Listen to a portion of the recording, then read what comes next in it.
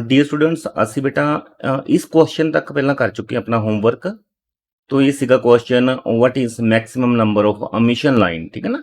तो emission line अगर n का वैल्यू 6 है तो ਅਸੀਂ ਇਸ ਫਾਰਮੂਲੇ ਦੇ ਨਾਲ ਇਹ ਸਾਰਾ ਕੁਐਸਚਨ ਜਿਹੜਾ ਹੈਗਾ ਅਸੀਂ ਕਰ ਚੁੱਕੇ ਹਾਂ, ਠੀਕ ਹੈ। ਅੱਜ ਆਪਾਂ ਇਸ ਤੋਂ ਨੈਕਸਟ 10 ਕੁਐਸਚਨ ਹੋਰ ਦੇਖਦੇ ਹਾਂ।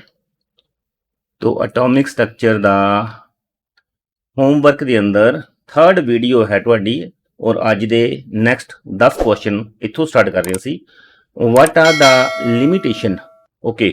तो ਅਸੀਂ ਸਭ ਤੋਂ ਪਹਿਲਾਂ ਕਰ ਚੁੱਕੇ ਹਾਂ ਸੇਲੈਂਟ ਫੀਚਰ ਕਰ ਚੁੱਕੇ ਹਾਂ, ਗੁੱਡ ਫੀਚਰ, ਔਰ ਅੱਜ ਅਸੀਂ ਕਰਨ ਜਾ ਰਹੇ ਹਾਂ लिमिटेशन, ड्रॉबैक्स और shortcoming of Bohr model of atom. तो लेट्स स्टार्ट जी। बोहर का मॉडल अच्छी तरह से एक्सेप्ट हो गया सी, बट कुछ लिमिटेशन सीगियां इस दे अंदर जो कि बाद में जाके पता चलिया ते जिस नाल ये मॉडल फेल हो गया। उन्हां च नंबर 1 ते रहेगी limitation Bohr theory could successfully explain hydrogen spectrum and spectra of single electron species. तो ये सब तो बड़ा पॉइंट इहदा यही सीगा कि इसने हाइड्रोजन जिस दे अंदर एक इलैक्ट्रॉन है और हाइड्रोजन वर्गे होर एलीमेंट जिन्हां दे अंदर एक इलैक्ट्रॉन की कंडीशन हो जाए, मतलब जिस च 3 इलैक्ट्रॉन होण 2 कढ दिते जाण, जिवें लिथियम है तो उस दे अंदर एक इलैक्ट्रॉन रह जाएगा, जिवें हीलियम दे अंदर 2 इलैक्ट्रॉन है, एक कढ दिता जाए तो एक इलैक्ट्रॉन है। मतलब हाइड्रोजन या हाइड्रोजन वर्गे एलीमेंट के उपर ही ये एक्सपैरीमेंटली प्रूव किया बोहर का जो मॉडल सीगा, और बाकी मल्टी इलैक्ट्रॉन के लिए ये फेल सी मॉडल। दूसरा पॉइंट सीगा Bohr theory fail to explain the splitting of spectral line. Zeeman effect and Stark effect असीं बोलते हैं कि जो उसने स्पैक्ट्रल लाइन की गल की वो मैगनैटिक फील्ड ते इलैक्ट्रिक फील्ड के अंदर जो अफेक्ट करेगी उसनों एक्सप्लेन करन च बोहर जिहड़ा सीगा वो नाकाम रहा। Then Bohr's theory failed to explain the motion of electron in an atom in 3 dimension, okay.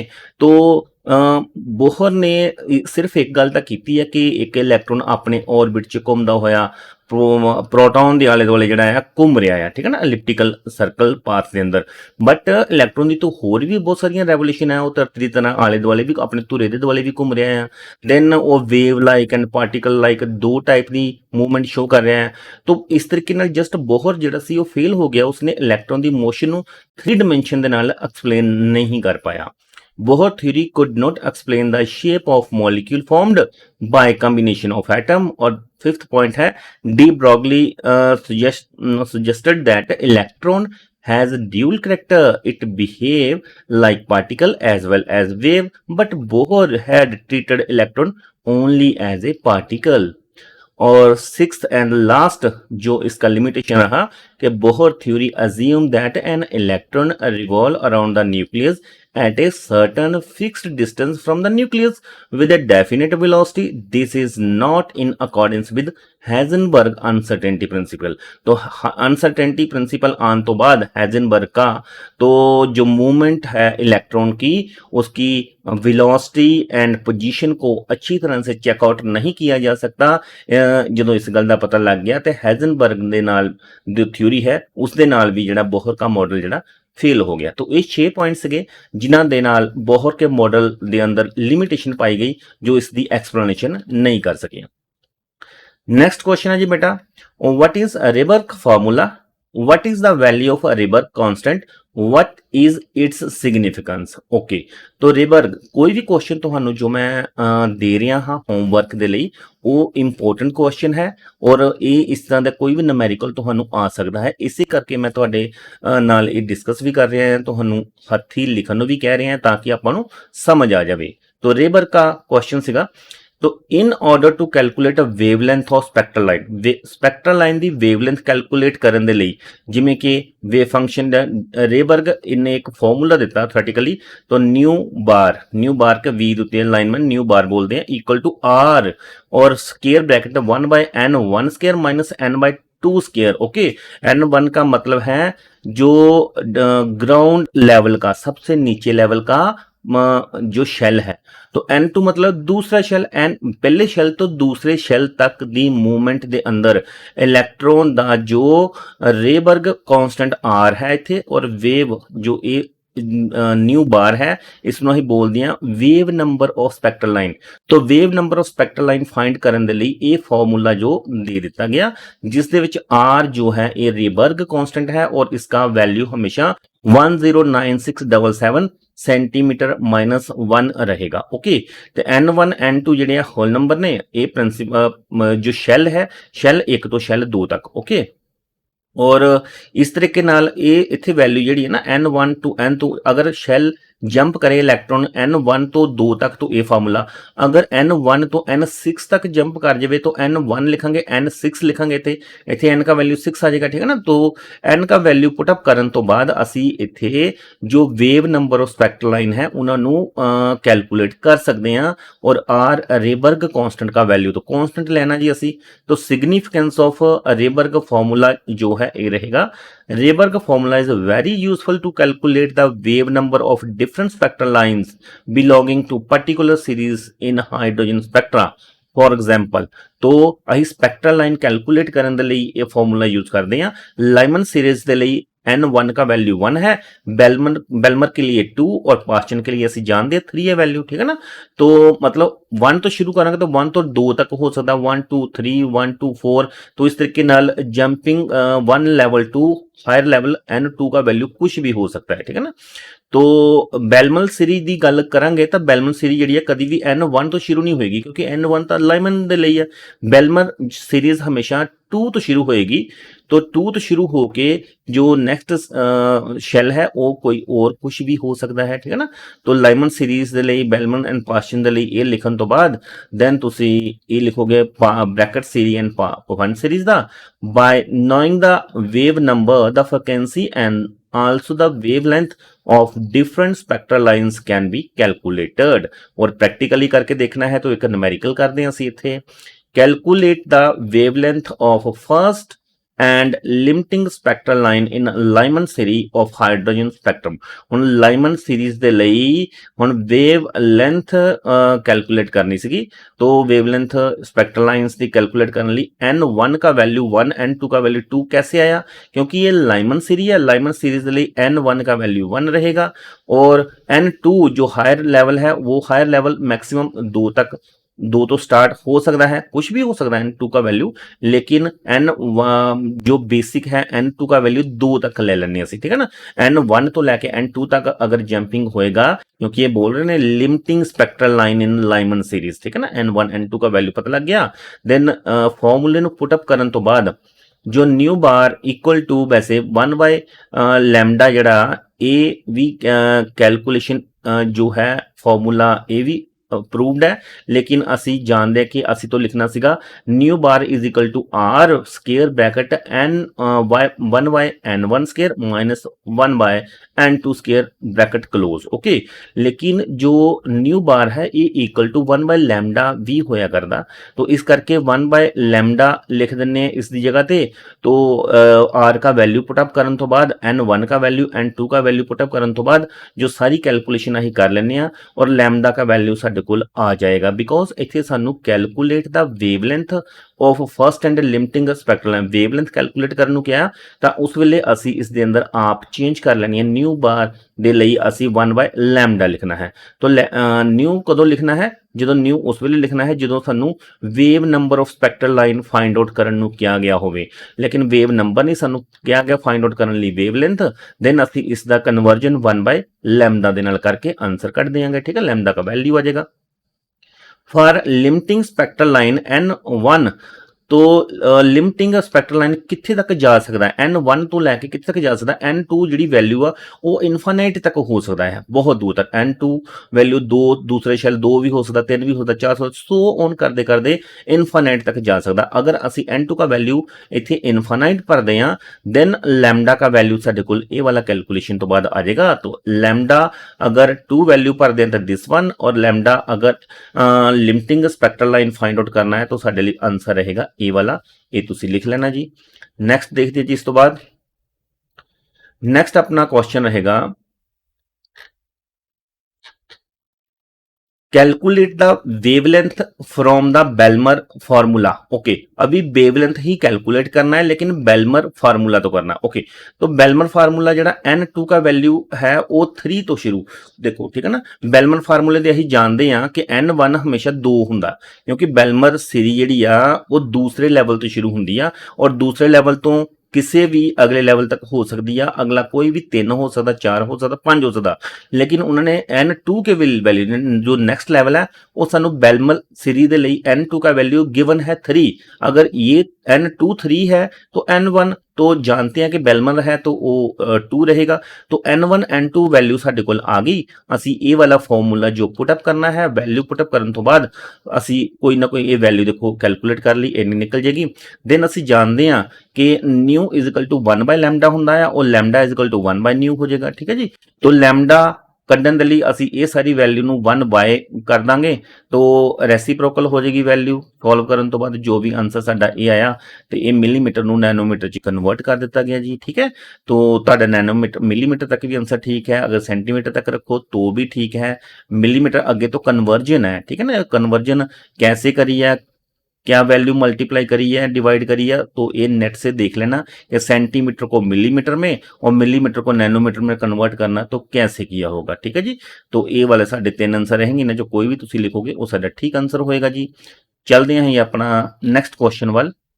तो साडा नैक्सट क्वेश्चन जो तुहानू होमवर्क च दिता वो क्वेश्चन सीगा what do you understand by dual nature of matter.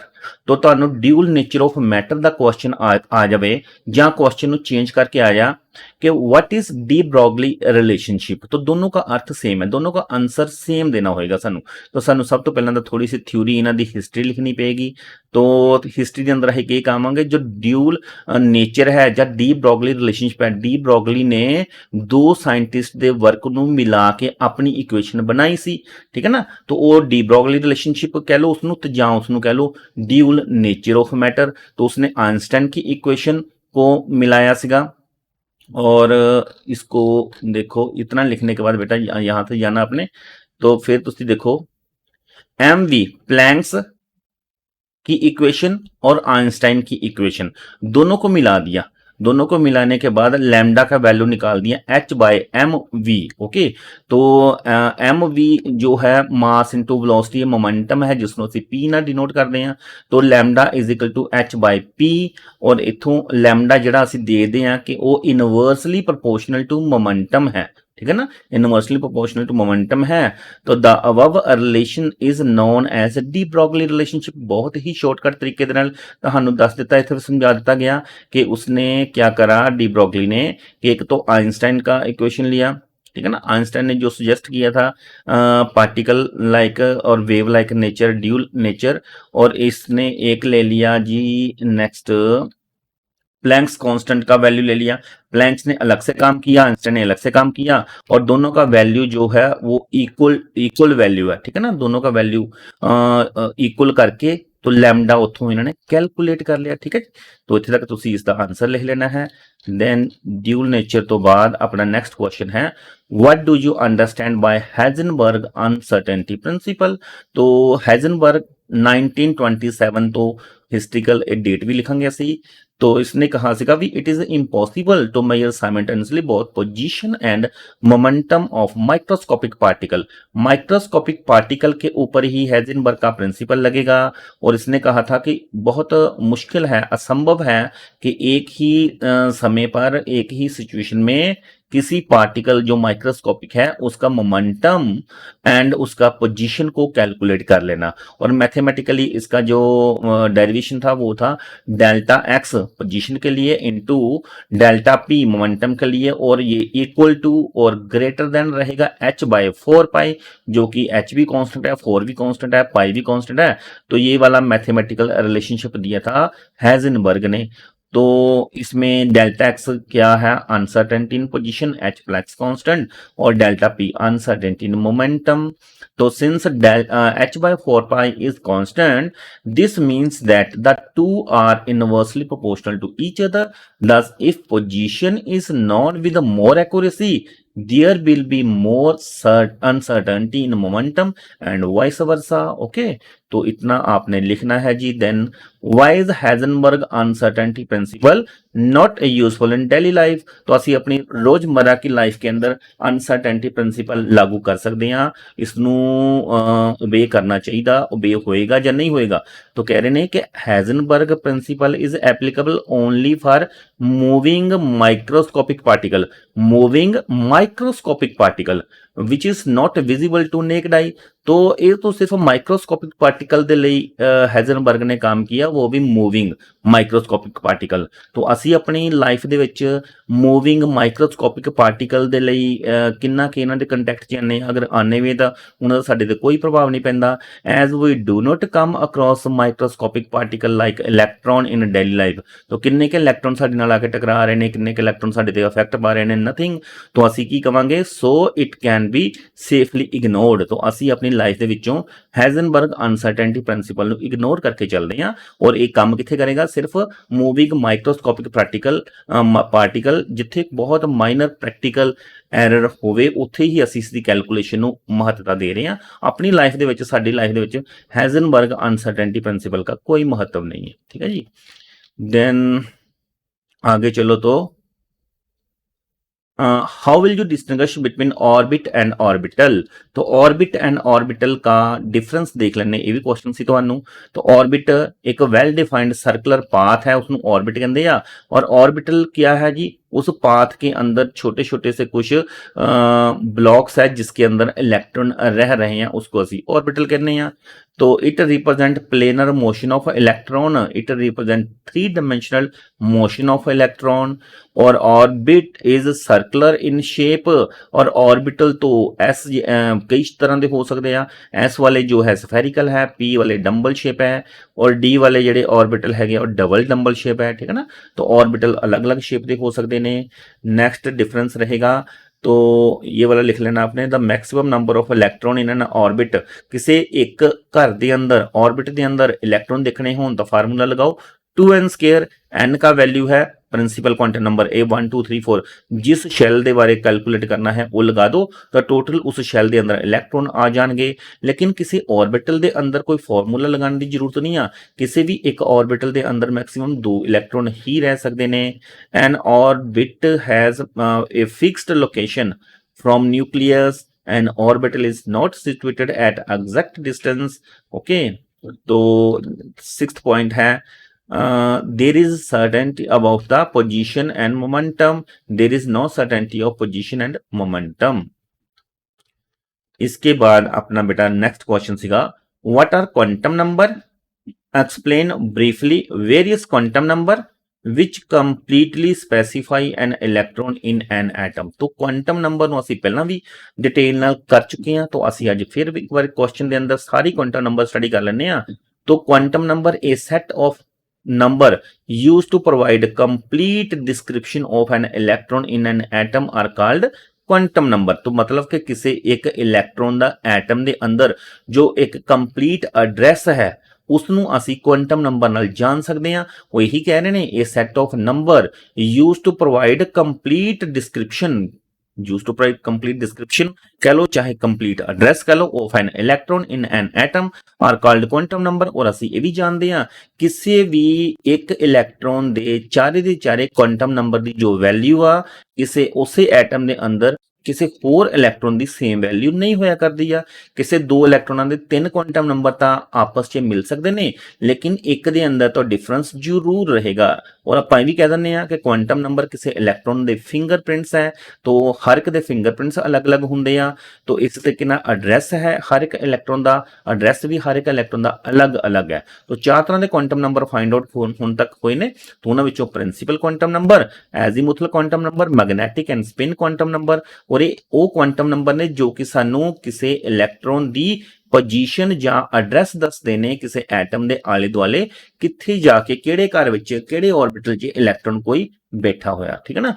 तो ਜਿਵੇਂ ਕਿ ਪ੍ਰਿੰਸੀਪਲ ਕੁਆਂਟਮ ਨੰਬਰ ਹੈ, ਇਸ ਨੂੰ ਸਮੋਲ n ਨਾਲ ਡਿਨੋਟ ਕੀਤਾ ਜਾਂਦਾ ਹੈ ਔਰ ਇਹ ਸਾਨੂੰ ਸ਼ੈਲ ਬਾਰੇ ਦੱਸਦਾ ਹੈ। ਸ਼ੈਲ ਬੋਲ ਦੋ, એનર્ਜੀ ਲੈਵਲ ਬੋਲ ਦੋ, ਤੇ ਇਹ ਸਾਨੂੰ ਸ਼ੈਲ ਕਹਿ ਲਓ ਜਾਂ એનર્ਜੀ ਲੈਵਲ ਬਾਰੇ ਦੱਸਦਾ ਹੈ। ਔਰ ਇਸ ਦਾ ਹੋਲ ਨੰਬਰ ਹੁੰਦਾ ਹੈ, ਇਸ ਨੂੰ 1 2 3 4 ਦੀ ਨਾਲ ਅਸੀਂ ਡਿਨੋਟ ਕਰ ਸਕਦੇ ਹਾਂ, ਕੈਲਕੂਲੇਟ ਕਰ ਸਕਦੇ ਹਾਂ।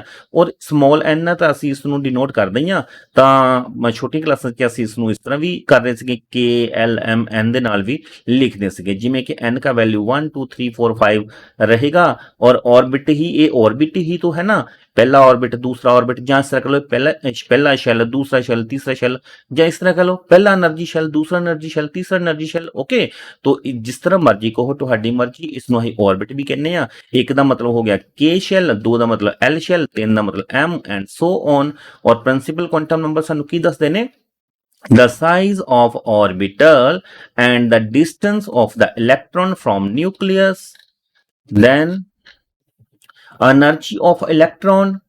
As the value of n increase, electron gets further away from nucleus and its energy increases.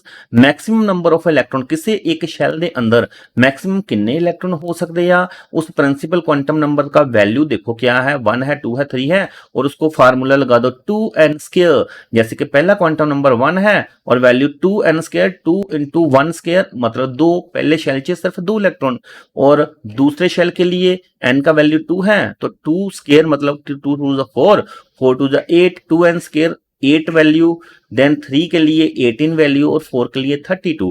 मतलब पहले घर के अंदर 2 इलेक्ट्रॉन रह सकते हैं, ਵੱਧ ਤੋਂ ਵੱਧ दूसरे च 8, तीसरे च 18 और चौथे च 32 इलेक्ट्रॉन रह सकते हैं। इस तरीके नाल 2n स्क्वायर ये फार्मूला लगा के असी किसी भी शैल या किसी भी ऑर्बिट के अंदर टोटल इलेक्ट्रॉन का वैल्यू ਅਸੀਂ ਨਿਕਾਲ ਸਕਦੇ ਹਾਂ ਜੀ।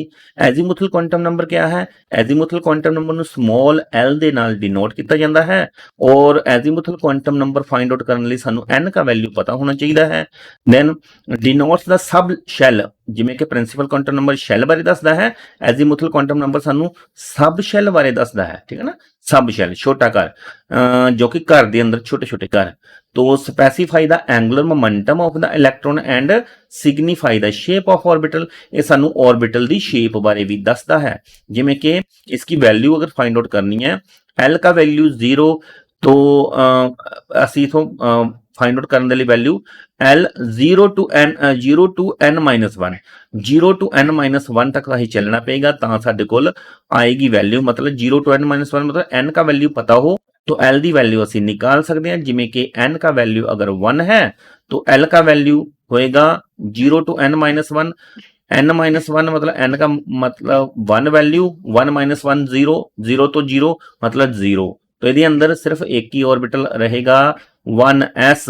ओके, देन तो n का वैल्यू अगर 2 है तो 0 to n -1 0, l 0 1 2s and 2p, मतलब इतने वैल्यू साडे कोल 0 एंड 1 आएगी। फॉर्मूला की लगाना 0 टू n -1, 0 तो हो गया, कॉमा n -1 मतलब 2 -1, 2 -1 इक्वल टू 1, 0 एंड 1 दो वैल्यू है ना, 0 एंड 1, 0 एंड 1, 0 वाले तो पहले कहता है s कहने, एक तो 2s हो गया और एक 2p हो गया।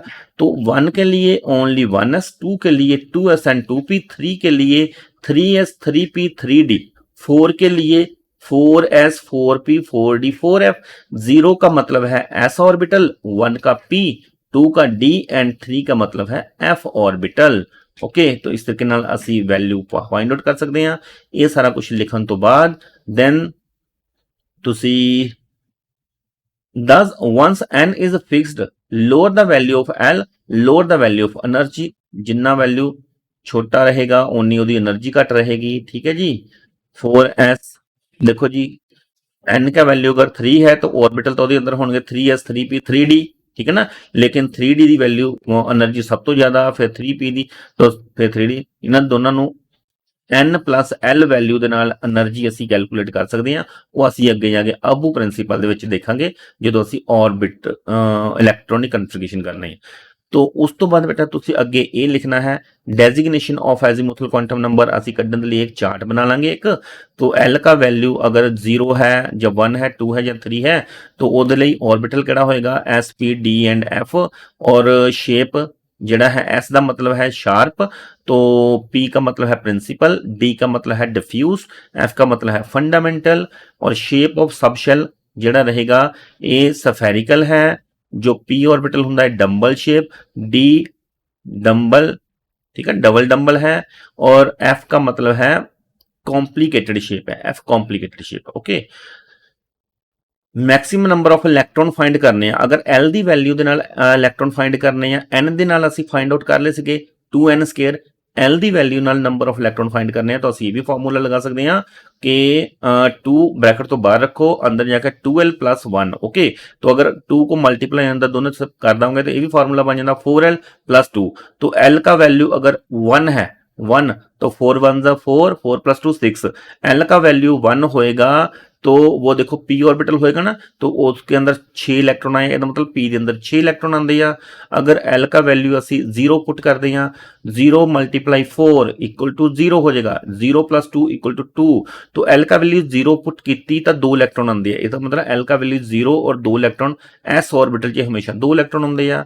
देन असी एल का वैल्यू 2 पुट करते हैं, ये वाला 2, ठीक है ना, एल का वैल्यू 2 कितना 2, 4 2 जा 8, 8 + 2, 8 + 2 कितना है 10, तो मतलब 2 वैल्यू पुट करके इलैक्ट्रॉन आए 10, तो एल का वैल्यू 2 है, तो डी ਜਿਹੜਾ ऑर्बिटल बनेगा ਉਹਦੇ अंदर 10 इलैक्ट्रॉन आ सकते हैं, और इस तरीके ਨਾਲ 3 वैल्यू पुट करोगे तो 14 इलैक्ट्रॉन आएंगे ਜਿਹੜਾ कि एफ ऑर्बिटल होएगा। ओके जी, नैक्सट क्वांटम नंबर है साडा मैगनैटिक क्वांटम नंबर एम, और मैगनैटिक क्वांटम नंबर की थ्योरी तो ए वाली तुसी लिख लैनी है, और ये सानू की दसदा है जी बेटे, ये सानू ऑर्बिटल देखो एक तो हो गया शैल प्रिंसिपल क्वांटम नंबर, देन सब शैल एजीमुथल क्वांटम नंबर, सब शैल दे अंदर भी छोटे छोटे पार्ट्स होणगे, गोले होणगे जिन्हां अंदर दो दो इलैक्ट्रॉन रहिंदे ने, उन्होंने कहने असी ऑर्बिटल, ठीक है ना।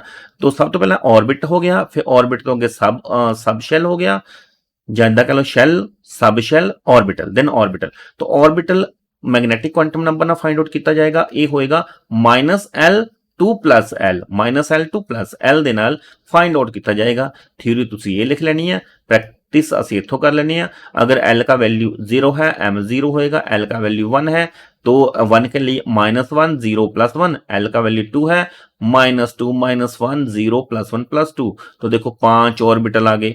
2 ਦੇ ਲਈ ਤਾਂ ਹੀ ਡੀ ऑर्बिटल ਆਂਦਾ, ਡੀ ਚ 5 ऑर्बिटल ਹੁੰਦੇ ਆ, ਇੱਕ ਦੇ ਲਈ 3 ऑर्बिटल -1 0 1 + 1, तो दोनों हर एक ਦੇ ਵਿੱਚ 2 ਇਲੈਕਟ੍ਰੋਨ ਮਿਲਾ ਕੇ 6 ਇਲੈਕਟ੍ਰੋਨ ਬਣੇ, तो 3 एफ ਦੇ ਲਈ ਆਂਦਾ ਸੀਗਾ, तो 7 ऑर्बिटल बन गए, 7 दूनी 14 इलैक्ट्रॉन, हर एक ऑर्बिटल के अंदर 2 इलैक्ट्रॉन रहणगे ही रहणगे, ठीक है जी। तो इस तरीके नाल तुसी ये मैग्नेटिक क्वांटम नंबर की थ्योरी लिख लेनी है। देन लास्ट साडा क्वांटम नंबर है स्पिन क्वांटम नंबर, और स्पिन क्वांटम नंबर के बारे में ज़्यादा कुछ नहीं है, ये सिर्फ यही है कि एक ऑर्बिटल के अंदर 2 इलैक्ट्रॉन बैठ सकते हैं, दोनों ऑर्बिटल की जी स्पिन है ऑपोजिट रही एक दूसरे तो, अगर एक क्लॉकवाइज घूम रहा है तो दूसरा एंटी क्लॉकवाइज घूम रहा है, तो इस तरीके नाल स्पिन क्वांटम नंबर +½ या -½ की रेवोल्यूशन शो कर सकते हैं। इतों देख लें पॉसीबल स्पिन जी क्लॉकवाइज एंड एंटी क्लॉकवाइज हो सकती है, इन्हें डिनोट किया जा सकता है +1/2 एंड -1/2 ਦੇ ਨਾਲ, और इसनू इस तरीके ਨਾਲ भी डिनोट किया जा सकता है। ਅਸੀਂ नीचे ਨੂੰ एरो लिख लेने, दूसरा एरो ऊपर ਨੂੰ लिख लेने, एक ऑर्बिटल के अंदर mean to say that 2 electron दोनों दी जो स्पिन है ऑपोजिट है। और यहाँ तक ये क्वेश्चन थोड़ा कंप्लीट हो जाएगा, रिस्पेक्टिवली तक लिखना। देन अपना नेक्स्ट क्वेश्चन है, और 10वां क्वेश्चन आज का, N atomic orbital has n = 3, यानी कि एक एटॉमिक ऑर्बिटल है जिहदे प्रिंसिपल क्वांटम नंबर का वैल्यू 3 है। What are the possible level of L and M, तो कह रहे कि ਉਹਦੇ ਲਈ L की वैल्यू और M की वैल्यू फाइंड आउट करो अगर प्रिंसिपल क्वांटम नंबर 3 है। ओके, इसके अगे 3 पार्ट है, दूसरे पार्ट के अंदर है list the quantum number magnetic M L and L, okay, magnetic quantum number and azimuthal quantum number find out करना है, किहदे वास्ते करना 3D ਲਈ 3D एक ऑर्बिटल देता, ਉਹਦੇ ਲਈ ਕਹਿੰਦੇ magnetic quantum number and azimuthal quantum number find out करो। और इसके क्वेश्चन अंदर दे रही है कि सानू कुछ ऑर्बिटल देते हैं 1p 2s2 pn 3f कुछ, तो इस तरह कह रहे भी किहड़ा ऑर्बिटल पॉसिबल है बन सकता, किहड़ा ठीक नहीं है, ठीक है ना। तो तिन्ने वेरी वेरी इंपॉर्टेंट क्वेश्चन आ, इत्थों सानू बहुत ज़्यादा जानकारी मिलेगी। आपां देखदे इन्हां दे आंसर। तो पहला आंसर सीगा प्रिंसिपल क्वांटम नंबर अगर 3 है तो L का वैल्यू ਅਸੀਂ ਜਾਣਦੇ ਹਾਂ अगर प्रिंसिपल क्वांटम नंबर 3 है तो एल का value 0 to n minus one, 0 to n minus one मतलब 0 n माइनस वन मतलब 3 माइनस वन 2 मतलब 1 एंड 2, 0 1 एंड 2 मतलब एल का वैल्यू होएगा 0 1 एंड 2, यानी कि ਇਹਦੇ ਅੰਦਰ s ਦਾ s ਹੋਏਗਾ, p ਹੋਏਗਾ ਐਂਡ d ਹੋਏਗਾ, यानी कि 3 ਦੇ ਲਈ 3s ਹੋਏਗਾ, 3p ਹੋਏਗਾ, 3d ਹੋਏਗਾ। तो तीसरे घर ਦੇ ਅੰਦਰ 3s 3p ਐਂਡ 3d ਹੋਏਗਾ। ਇਹ ਸਾਡੇ ਕੋਲ l ਦੀ ਵੈਲਿਊ ਤੋਂ ਪਤਾ ਲੱਗ ਗਿਆ। ਮੈਗਨੈਟਿਕ ਕੁਆਂਟਮ ਨੰਬਰ s ਦੇ ਲਈ ਇੱਕ ਹੀ ऑर्बिटल ਰਹੇਗਾ, ਇੱਕ ਹੀ ਘਰ। l1 ਦੇ ਲਈ ਹੁਣ ਕੱਲੇ ਕੱਲੇ l ਦੀ ਜਿਹੜੀ ਤਿੰਨ ਵੈਲਿਊ ਆਈਆਂ ਨਾ, ਕੱਲੀਆਂ ਕੱਲੀਆਂ ਵੈਲਿਊ ਵਾਸਤੇ magnetic quantum number find out करेंगे। l0 ਲਈ ओनली 1 ऑर्बिटल, s ऑर्बिटल 0 के लिए 1 ऑर्बिटल, तो इतने -1 0 एंड +1 मतलब कि 3 ऑर्बिटल बने, 1 2 3, ठीक है ना। तो 3 का मतलब हो गया ए p ऑर्बिटल है और p ऑर्बिटल l1 वैल्यू जी p ऑर्बिटल ही होया करता। तो टोटल इतने 6 इलेक्ट्रॉन भी बन सकते हैं, 2 2 4 2 6 इलेक्ट्रॉन। l2 के लिए देखो ये बन गए 5 ऑर्बिटल और 2 का l का वैल्यू 2 है, -2 -1 0 +1 +2। तो इस तरीके नाल ये वाला पहला क्वेश्चन तुहाडा सॉल्व हो जाएगा। दैन दूसरा क्वेश्चन सीगा भी 3D ऑर्बिटल तो की कुछ जानकारी तुहानू मिलती है। इत्थों सानू जानकारी मिलती है कि इसका प्रिंसिपल क्वांटम नंबर n जिहड़ा 3 है और d का मतलब असीं हुणे जानते हैं कि d का मतलब 2 वैल्यू हुंदी है। l 2 आवे तां उसका मतलब भी d हुंदा है, ठीक है ना। l 0 है तो s, l 1 है तो p, l 2 है तो d, ठीक है ना। तो मतलब n 3 और l 2, ओके। तो ये वाली इसकी वैल्यू आई आ। तो इस तरीके नाल for l is equal to 2, l 2 ਦੇ ਲਈ ਅਸੀਂ m का वैल्यू कैलकुलेट करना है। देखो 3D है ना, और इत्थे देखो जिवें इत्थे 3 प्रिंसिपल क्वांटम नंबर 3 सीगे तो 3 ਦੇ ਜਿਹੜੇ किन्ने किन्ने ऑर्बिटल बन गए 3s 3p 3d, 0 के लिए 3s, 1 के लिए 3p, 2 के लिए 3d। लेकिन अभी इन्होंने 3d के लिए ओनली 3d ਦੇ ਲਈ ਪੁੱਛਿਆ भी मैग्नेटिक क्वांटम नंबर ਕਿਹੜੇ ਹੋਣਗੇ। मैग्नेटिक क्वांटम नंबर तो इन्होंने l0 l1 के लिए नहीं पूछा, l2 के लिए पूछ लिया। l2 के लिए ਅਸੀਂ ਇੱਥੇ भी फाइंड आउट पहले भी कर चुके हैं। l2 के लिए देखो ये वाला आया था -2 -1 0 +1 +2, इसी तरीके नाल इत्थे भी आ जाएगा -2 -1 0 +1 +2 मतलब 5 ऑर्बिटल आएंगे l2 के लिए। सो 3D तो असी देखो कितनी वैल्यू निकाल ली, असी इथों प्रिंसिपल क्वांटम नंबर n3 भी निकाल लिया, l का वैल्यू 2 भी निकाल लिया और इस तो l2 तो असी मैग्नेटिक क्वांटम नंबर ये वाला भी निकाल लिया, ओके। और तीसरा क्वेश्चन सीगा कि कुछ ऑर्बिटल दिते हुए हैं उन्होंने जो केड़ा पॉसिबल है और केड़ा पॉसिबल नहीं है। तो 1p जिहड़ा सीगा 1p, तो देखो जो पहला घर है प्रिंसिपल क्वांटम नंबर, पहला जो सानू प्रिंसिपल क्वांटम नंबर दसदा है n का वैल्यू अगर 1 है तो 1 के लिए तो ओनली s ऑर्बिटल ही हुंदा आ, कभी भी वो p d तक नहीं पहुंचता, ठीक है ना, ये पहला भी जानते हैं। तो इत्थे l का वैल्यू अगर 1 है तो l का वैल्यू फाइंड करांगे तो p है, p आया, p का मतलब ये हो गया कि p दे लई l का वैल्यू 1 आना चाहिए। ਹੁਣ ਇੱਥੇ ਪ੍ਰਿੰਸੀਪਲ ਕੁਆਂਟਮ ਨੰਬਰ ਵੀ 1 ਹੈ ਤੇ ਐਜ਼ੀਮੂਥਲ ਕੁਆਂਟਮ ਨੰਬਰ ਕਦੀ ਵੀ 1 ਨਹੀਂ ਆਏਗਾ। ਐਜ਼ੀਮੂਥਲ ਕੁਆਂਟਮ ਨੰਬਰ ਹਮੇਸ਼ਾ ਪ੍ਰਿੰਸੀਪਲ ਕੁਆਂਟਮ ਨੰਬਰ ਤੋਂ ਇੱਕ ਘੱਟ ਹੀ ਹੋਏਗਾ, ਬਿਕੋਜ਼ ਪ੍ਰਿੰਸੀਪਲ ਕੁਆंटम नंबर 1 है, n इज इक्वल टू 1, तो l का वैल्यू जो तुम फाइंड आउट करो तो वो आएगा 0 to n minus 1, n minus 1, n मतलब 1 माइनस 1 मतलब 0, तो मतलब l का वैल्यू 0 तो हो सकता है लेकिन l कभी भी 1 नहीं हो सकता, यानी कि 1p ऑर्बिटल कभी भी एग्जिस्ट नहीं करेगा। 2s तो एग्जिस्ट करेगा क्योंकि n का वैल्यू 2 है और s का मतलब 0, ठीक है ना, n माइनस 1 0 हो सकता है। तो 2p भी एग्जिस्ट करता है, n का वैल्यू 2 है, l का वैल्यू 0 है तो ये भी एग्जिस्ट करेगा। 3f नहीं एग्जिस्ट करेगा क्योंकि f ऑर्बिटल तीसरे घर च नहीं होया करता, चौथे घर च है जो कि 4s 4p 4d 4f के अंदर 3f तो नहीं होएगा। क्यों नहीं होएगा? बिकॉज अगर प्रिंसिपल क्वांटम नंबर का वैल्यू 3 है तो एजीमुथल क्वांटम नंबर f जिहड़ा वैल्यू है वो 3 तो एक घट होएगा, मतलब 2 तक तो हो सकता लेकिन वो 3 नहीं हो सकता। हुण 0 to n माइनस 1 मतलब 3 माइनस 1 2, तो 2 तक वैल्यू खत्म हो जानी चाहिए सी, लेकिन f का मतलब होएगा कि l का वैल्यू 3, l का वैल्यू 3 तो आएगा ही नहीं कभी भी, ठीक है ना। अगर n का वैल्यू 3 है तो l का वैल्यू 3 नहीं आएगा, इसलिए 3f वैल्यू जो ऑर्बिटल है एग्जिस्ट नहीं करेगा। इस तरीके ना 1p ऑर्बिटल नहीं एग्जिस्ट करेगा। और बाकी दे भी ਜਿਹੜੇ क्वेश्चन ये है बेटा ਅਸੀਂ 10-10 क्वेश्चन करके ही कर रहे हैं, बाकी ਦੇ क्वेश्चन ਦੇ ਅੰਦਰ ਵੀ ਬਹੁਤ ਸਾਰੀ ਸਮਝ ਵਾਲੀਆਂ ਗੱਲਾਂ ਹੈ, ਇਹਨੂੰ ਐਜ਼ ਇਟ ਹੀ ਨਾ ਲਿਖਣਾ। मैं ਤੁਹਾਨੂੰ ਇਹ ਕੱਲਾ क्वेश्चन ਜਿਹੜਾ अच्छे तरीके ਨਾਲ ਸਮਝਾਵਾਂਗਾ। और अगर ਤੁਹਾਨੂੰ अगर समझ नहीं आ रही ਤਾਂ ਕੋਈ ਨਹੀਂ, ਅਸੀਂ क्लास 'ਚ ਜਦੋਂ ਮਿਲਾਂਗੇ ਮੈਨੂੰ ਉਸ ਵੇਲੇ क्वेश्चन कर लेना ਜਾਂ ਫਿਰ ਤੁਸੀਂ ਮੈਨੂੰ अपना WhatsApp ਕਰ ਦੇਣਾ ਕਿ ਸਰ ਇਹ ਵਾਲਾ ਕੁਐਸਚਨ ਮੈਨੂੰ ਸਮਝ ਨਹੀਂ ਆਇਆ, ਉਸ ਦੇ ਲਈ ਮੈਂ ਅਲੱਗ ਤੋਂ ਤੁਹਾਨੂੰ ਬੇਟਾ ਦੁਬਾਰਾ ਤੋਂ ਸਮਝਾ ਦਾਂਗਾ, ਬਿਕੋਜ਼ ਇਹ ਬਹੁਤ ਇੰਪੋਰਟੈਂਟ ਗੱਲਾਂ ਮੈਂ ਕਰ ਰਿਹਾ। ਔਰ ਅਗਰ ਇਹ ਸਮਝ ਨਹੀਂ ਆਏਗਾ, ਇਹ ਲੈਸਨ ਸਮਝ ਨਹੀਂ ਆਏਗਾ, ਇਲੈਕਟ੍ਰੋਨਿਕ ਕਨਫਿਗਰੇਸ਼ਨ ਸਮਝ ਨਹੀਂ ਆਏਗਾ, ਤਾਂ ਆਪਣਾ ਨੈਕਸਟ ਚੈਪਟਰ ਨਹੀਂ ਹੋਏਗਾ। Okay, thank you. ਆਪਣੇ ਇਹ 10 ਕੁਐਸਚਨ ਤੁਸੀਂ ਕਰੋ।